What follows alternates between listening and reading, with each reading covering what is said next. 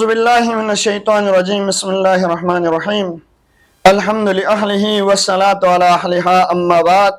نہایت ہی قابل احترام محترم سامعین کرام، السلام علیکم ورحمۃ اللہ وبرکاتہ۔ بعد حمد و ثنا سلسلہ وار درس الکتاب الاعتقادیہ، پچھلے بیان میں ہم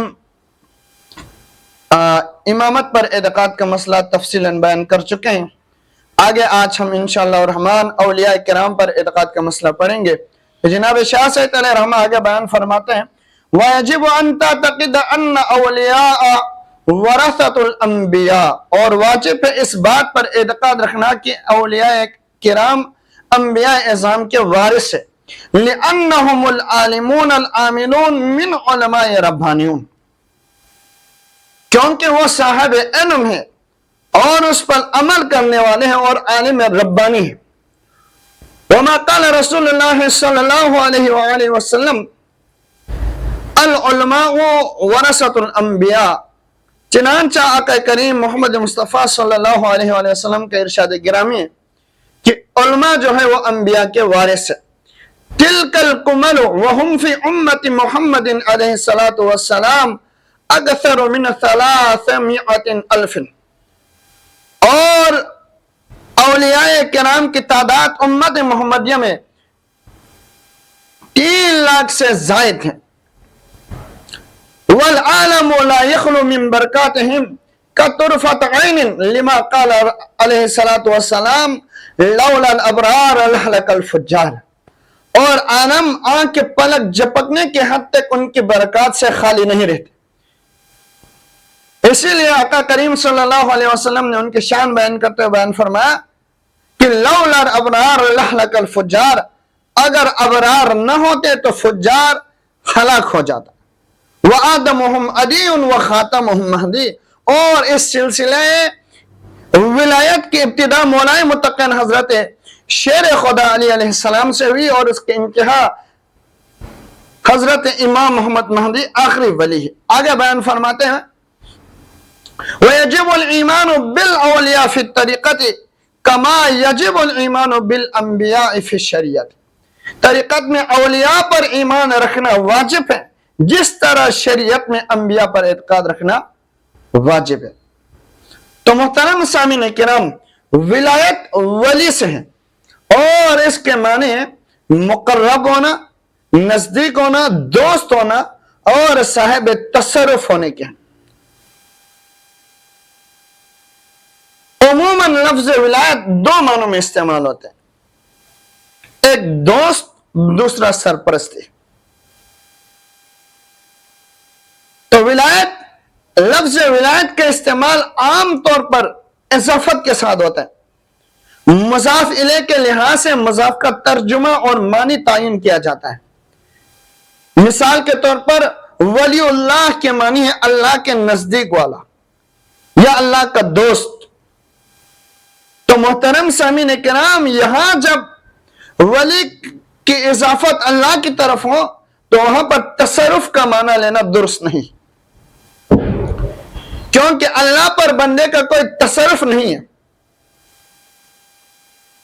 اسی طرح اولیاء شیطان کا لفظ بھی استعمال ہوا ہے، یعنی شیطان کا ساتھی، شیطان کا دوست، اور اولیاء صفحاء کا لفظ بھی استعمال ہوا ہے قرآن المجید میں، یعنی بیوقوف لوگوں کا دوست یا سرپرست۔ اور فقط الاحمد میں، فقہی ابواب میں ولی کا جو لفظ ہے وہ نکاح میں، باب النکاح میں بھی اس کا ذکر ہے، طلاق کے ابواب میں بھی آئے، خرید و فروخت کے بھی معاملات میں بھی لفظ ولایت کا استعمال ہوا ہے۔ تو وہاں جب معنی لفظ ولایت کا ہے تو اس کا معنی تصرف اور سرپرستی کے ہیں۔ جیسا کہ باب النکاح میں باپ دادا کو ولی اصغر یا اکبر کہا جاتا ہے، جبکہ ولایت کا لفظ اگر اعتقاد میں پڑھا جائے تو اس سے مراد فقہ میں جو ولی کا لفظ استعمال ہوا ہے وہ والا معنی نہیں ہوگا۔ تو یہاں پر ولایت سے مراد وہ عہدہ ہے جس پر فائز ہونے والا اللہ کا دوست اور قریب ہوا کرتا ہے، اور اللہ کی طرف سے اسے اختیارات بھی عطا ہوتے ہیں جس کی وجہ سے اس کے ہاتھوں سے کرامات کرامات ظہور ہوتا ہے۔ گویا کہ اللہ سے دوستی کا جو عہدہ ہے وہ ولایت ہے۔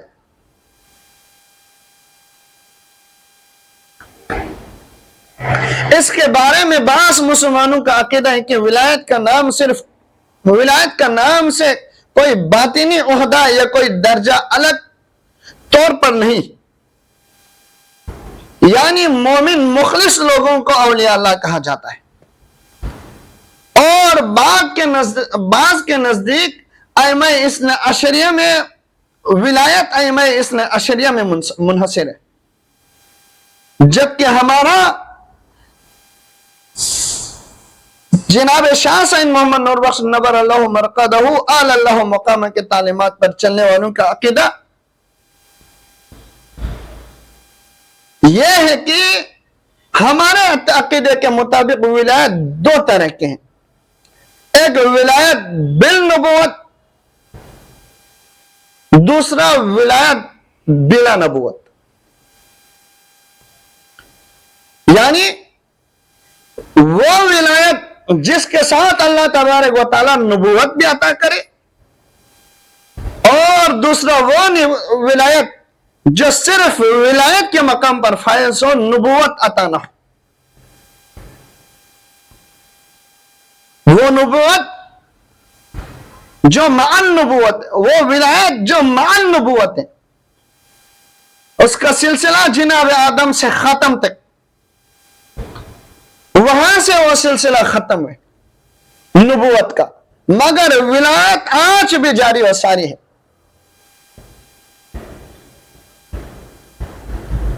تو عقیدہ صوفیہ نور بخشیہ کے مطابق ولایت بلا نبوت کا جو سلسلہ ہے، اس کی ابتدا مولا متقین حضرت امیر المومنین علی علیہ السلام سے جس کی ابتدا ہوئی، اور انتہا خاتم الاولیاء حضرت امام محمد مہدی علیہ السلام تک ہے۔ تو ان کے درمیان میں ہر دور میں 3 لاکھ سے زائد اولیاء کرام کے ہونے پر اعتقاد رکھنا، یہ تعلیمات شاہ سید کے مطابق واجب ہے۔ تو محترم سامعین کرام، ولی کی علامات یہ ہے کہ اس سے خرق عادت امور سرزد ہوتا ہے۔ اگر کسی نبوت کا دعویدار شخص کے ہاتھوں سے خرق عادت کوئی امور سرزد ہو تو وہ معجزہ کہلاتا ہے، جیسا کہ حضرت موسیٰ کے ہاتھ میں عصا کا اژدہا بن جانا، ید بیضا جناب عیسیٰ کا قم باذن اللہ کے کر مردے کو زندہ کرنا، جناب داؤد علیہ السلام کا لوہے کو ہاتھ کے ذریعے کسی بھی شیپ میں تبدیل کرنا، یہ معجزہ کہلاتا ہے۔ اگر یہی خرق عادت کا ظہور کسی ولی سے جو نبوت کا دعویدار نہ ہو صادر ہو تو وہ کرامات کہلاتا ہے، اور اگر کسی عام مومن سے خلاف عادت کوئی کام ظہور ہو تو وہ معنت کہلاتا ہے۔ اگر یہ کام کسی کافر، ملحد، فاسق سے صادر ہو تو اس کو مکر و استدراج کہلاتا ہے۔ تو استدراج کی مثال جیسے کہ حدیث میں ہے کہ دجال آدمی کو قتل کر کے دوبارہ زندہ کرے گا، تو یہ استدراج کی مثال کے طور پر حدیث نبوی میں آئی۔ ولی کی ایک علامت ظہور کرامت ہے، جیسا کہ اس کا ثبوت الفقۃ الحوت کے باب الزکوٰۃ خمس کے بحث میں جناب شاہ سید علیہ رحمہ بیان فرماتے ہیں، فَإِنْ أَرَادَتْ أَن تَعْرَفَهُمْ فَهُمْ بِالْكَرَامَاتِ الَّتِي دَلَّ عَلَى صِحَّةِ الْقُرْآنِ وَسِيرَةِ الْأَنْبِيَاءِ عَلَيْهِمُ السَّلَامُ كَالْأَخْبَارِ مِنَ الْغَيْبِ لِأَنَّ مِنَ الْغَيْبِ لَا يَعْلَمُهَا إِلَّا اللَّهُ فَإِذَا أَخْبَرَ أَحَدًا مِنَ الْغَيْبِ فَاعْلَمْ أَنَّهُ مِنَ اللَّهِ فَهُوَ وَلِيُّ اللَّهِ۔ تو جناب شاہ سید علیہ رحمہ بیان فرماتے ہیں کہ اگر آپ ان اولیاء کرام کو پہچانا چاہتے ہیں تو ان کو ان کے کرامات کی روشنی میں پہچان لیا، جن کی صحت پر قرآن المجید اور انبیاء علیہ السلام کی سیرت کی رہنمائی موجود ہو۔ مثال، غیب کی خبر دینا، اس کی وجہ یہ ہے کہ غیب سوائے اللہ کے کوئی نہیں جانتا۔ جب کوئی شخص غیب کی خبر دیتا ہو تو یقین مانے کہ وہ خبر اللہ کی طرف سے ہے، لہٰذا وہ مخبر ولی اللہ ہے۔ تو اس عبارت سے معلوم ہوا کہ ولی کی کرامات غیب کی خبر دیتا ہے، کیونکہ غیب اللہ تبارک و تعالیٰ کا خاصہ ہے۔ تو اللہ تعالیٰ اپنے دوست کو اپنا محرم راز بنا دیتا ہے۔ تو اولیاء کرام، اولیاء اللہ سے کرامت کا ظہور برحق ہے، اس کا ثبوت قرآن و حدیث سے ثابت ہے۔ مثلا قرآن میں حضرت مریم کے کرامات بند کمرے میں بے موسم پھل کھانا ہے، اور آصف بن برخیہ کا پلک جھپکنے میں تخت بلقیس کا لانا۔ تو اسی طرح ائمہ اطہر، ائمہ اہل بیت، صحابہ کرام اور اولیاء امت سے کرامتوں کا ظہور ثابت ہے۔ تو محترم سامعین کرام، جناب شاہ سید علیہ رحمہ نے یہاں ایک اور نقطہ بیان کیا کہ اولیاء کے وجود باعث برکت ہے۔ یعنی جس طرح زمین کے لیے پہاڑ میخیں ہیں، ایسے ہیں اولیاء اللہ لوگوں کے لیے باعث امن اور خیر و برکت کے ذریعے ہیں۔ جیسے کہ حدیث میں آتا ہے کہ لولا الابرار لہلک الفجار، اگر ابرار نہ ہوتے تو فاجر لوگ ہلاک ہو جاتے۔ اور جناب شاہ سید علیہ رحمہ بیان فرماتے کہ والعالم لا يخلق من برکاتہم کطرفۃ عین۔ اور اولیاء کرام کے بارے میں شیخ عطار نے فرمایا، فارسی عبارت ترجمہ ہے کہ تمام اولیاء ایک نور سے مگر جاہلوں کی نظروں سے مخفی ہے۔ اولیاء کے وجود راہ دکھانے والی روشنی ہے۔ اولیاء عالم کے مخلوق کے لیے ذریعہ پناہ ہے۔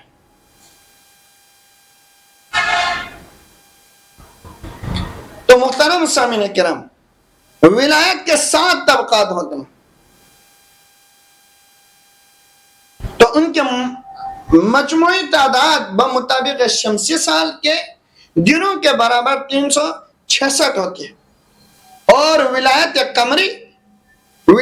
قمری پر فائز افراد کی تعداد قمری سال کے دنوں کے برابر 356 ہوتی ہے۔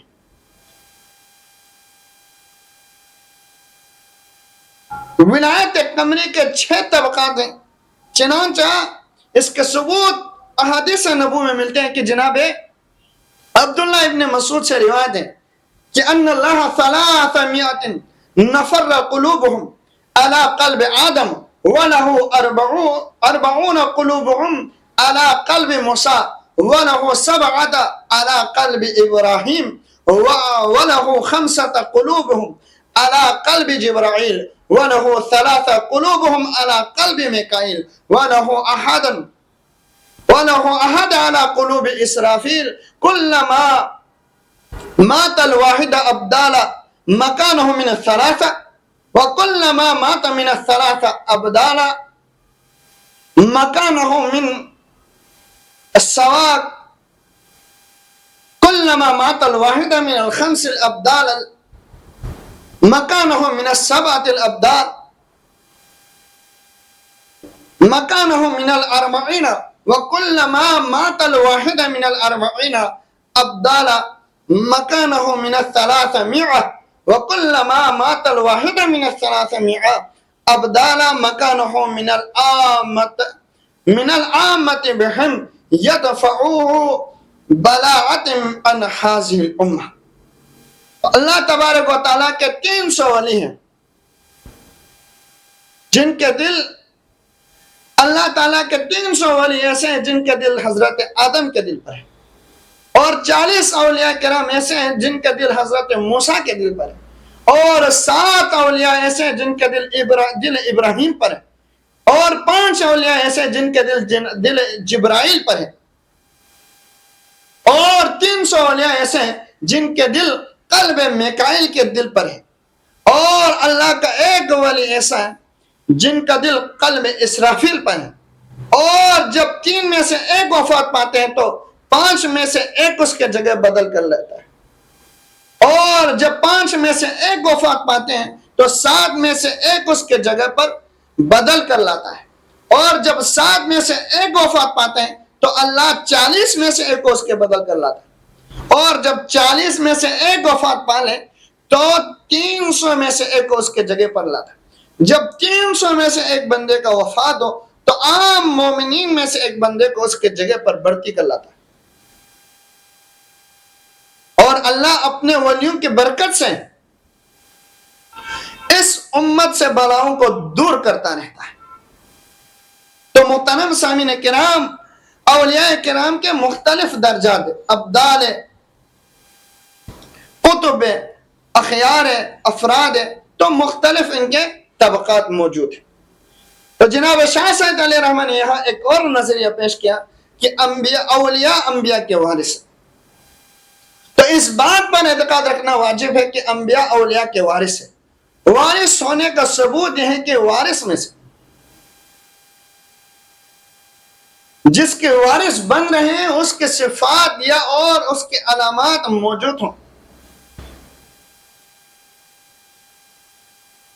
جیسا کہ ایک شاعر نے کہا کہ پسر کونہ باشد نشان پدر، کہ بیگانہ باشد نہ باشد پسر،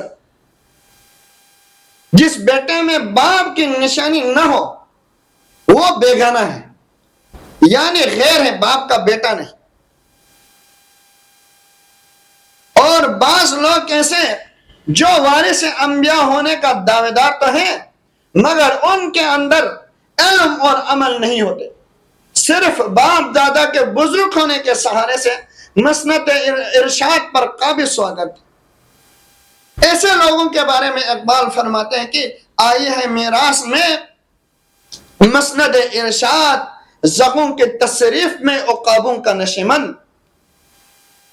تو محترم سامعین کرام، اسی لیے حضرت شاہ سید محمد نور بخش نور اللہ مرقدہ اللہ مقام ارشاد فرماتے ہیں کہ اولیاء انبیاء کے وارث اس لیے ہے کہ وہ انبیاء کے علم کا امانت دار اور اس پر عمل کرنے والا ہے۔ لہذا اللہ کے رسول نے فرمایا کہ العلماء ورثۃ الانبیاء،